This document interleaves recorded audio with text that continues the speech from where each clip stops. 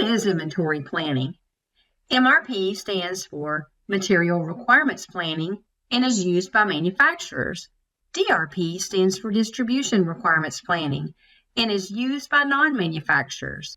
Acumatica's inventory planning module is a powerful planning tool that enables you to satisfy demand while maintaining optimal inventory levels, all from one centralized location.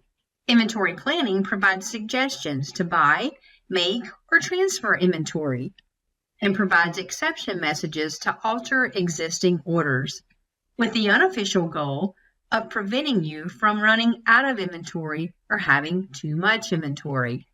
It's the process of balancing supply and demand for a given item based on planning settings. The inventory planning workspace serves as a launching point for the material planner, where you can manage and create forecasts, see exception messages, and of course, see your supply plan or the inventory planning display. A regeneration function is also included so that you can regenerate your inventory supply plan as needed or on an automated schedule.